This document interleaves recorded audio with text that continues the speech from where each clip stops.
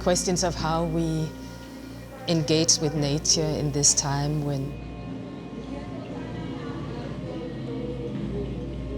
what connects the works is that they all somehow engage with the natural environment of Jeju as a space.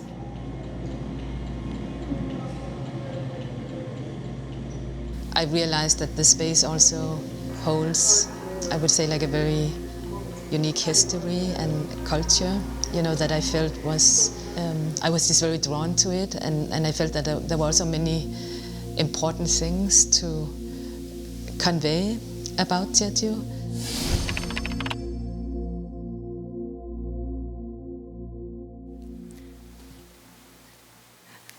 Okay, hello, and first of all, thank you to all of you who are still here. I'm very pleased and honored to be here. The overarching title of my exhibition is Yodo, Island Beyond the Sea. I conceptualized them together from the beginning. The natural environment of Jeju Island is central to all of the works.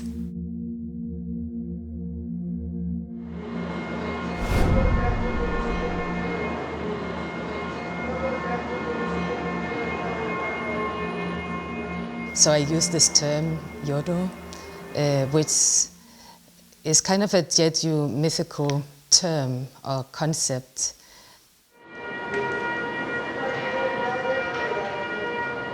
I guess a sense of hope also, or sort of a place to imagine maybe that is better than the current place, like during the hardships of life. So I wanted to also, I think, point to this space that is both like very concrete space, but also a space, that maybe can compel the imagination, maybe of a place to come. I was born to a family in Jeju Island, but adopted as an infant to a family in Denmark, where I grew up. On my first return to Korea in 2001, I also found and reunited with my birth family who still live in Jeju Island. For me, becoming an artist coincided with my first return to Korea when I was 21, and my early works explored these at times contrasting realities. And lived there for periods and remained very drawn to the space. I wanted to give nature center stage in the presentation. The natural environment is somehow also, I think, in the case of Jeju, has been very defining for how, the culture has formed. It's very important for, the cosmology, for the way people live. The Jeju Haenyeo sea diving culture is another aspect that I have been dedicated to for a long time. The video work Halmang features a group of women who have worked closely together for more than 50 years as Haenyeo sea divers.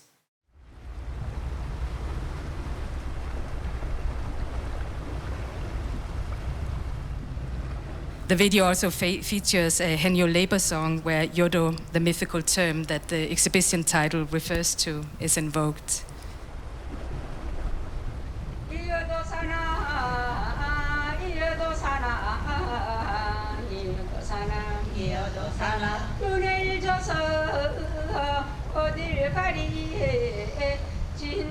The video focuses on the aging women's intimate connection to each other, to sochang and the environment. And sochang is the long white cotton cloth that you see here in the image, and which is a visual symbol that is featured across several of the artworks. Among others, sochang symbolizes the cycle of life and death and humans' connection to the spirit world. And an important aspect for me with the works is that none of the participants in the videos are professional actors.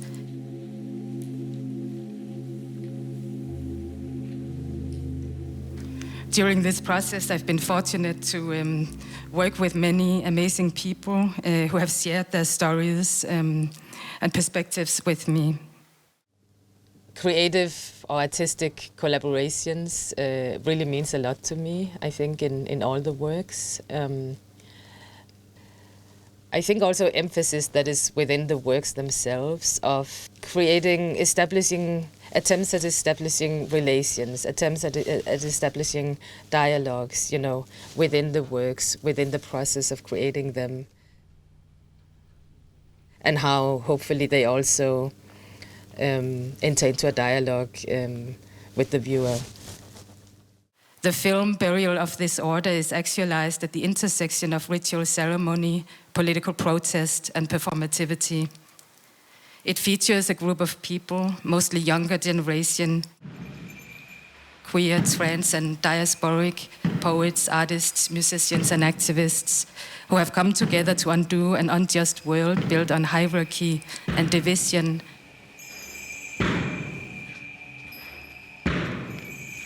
By performing a symbolic burial in an abandoned tourist resort in Jeju Island.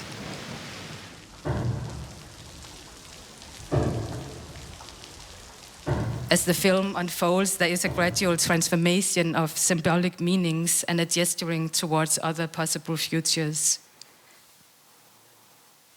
While making the works, I was impacted by the planetary challenges that we face, climate disasters and ongoing wars and social polarities and forms of injustice. What are other ways of interacting, of cohabitating with nature, of relating to each other? Infused by these questions, the new works are invested in the potentials of different imaginary, poetic, and performative modes of storytelling.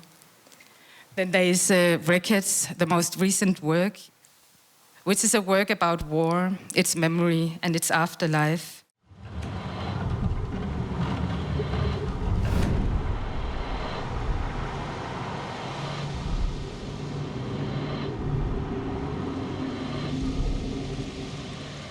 I've been working in the, I mean, it's composed on the one hand of an archive film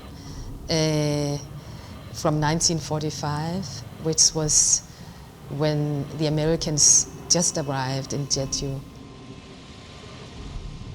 They throw the weapons and cannons and guns, like huge amounts of weapons, into the sea.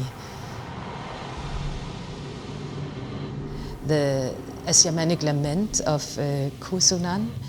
I have recorded this lament or chant, a song really that she had performed.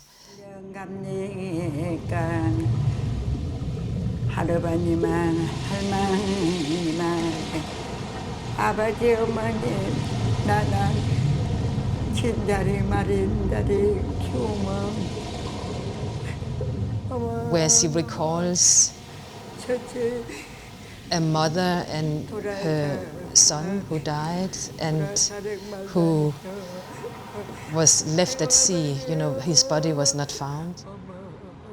During the Jeju massacre, many people were lost at sea or they were... So it's connecting these different histories related to the sea.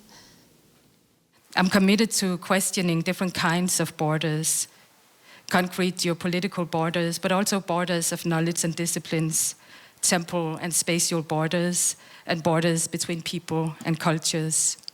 This has led me to explore the potentials of audiovisual time-based media. In the exhibition space, the works enter into relation and dialogue with each other. And as a whole, I hope that they become something more than the individual parts. Thank you.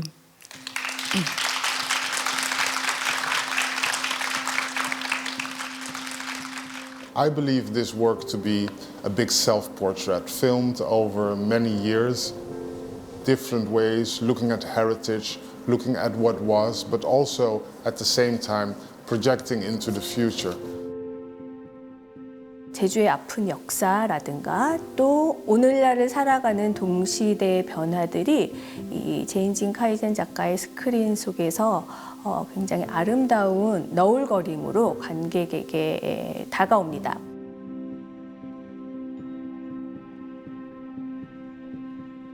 이 시간에 기반한 영상 매체가 얼마나 다양한 감각을 불러일으킬 수 있는지 잘 보여주고 있습니다. 저 질문하겠습니다. 항상 외국에 사시는 그런 분들 같은 경우에 항상 정체성으로 고민을 많이 하게 되는 부분들이 있는데 정체성에 그런 변화 같은 것들을 느끼신 게 있다면 좀 궁금합니다. I mean, maybe one way that I can respond to your question is I think both these experiences have been very defining. Going to Jeju and encountering people in Jeju and working with people there. And also I would say like the long-term, artistic collaborations that go into all of these works have been, very formative to me, and sort of, so they're all, I think, very important aspects of what I would consider, to be, my artistic formation, and of course also my personal, development, as a human, as a person. Maybe many of my previous works. So there's hardly any dialogue in any of these works. I think really evoke the senses. They're very colorful. And in some ways, of course, also speak to people's mind, like to people's reflections. But I think this kind of the approach is somehow a little bit different from, some of my recent moving image works. And it's been exciting for me to try something different.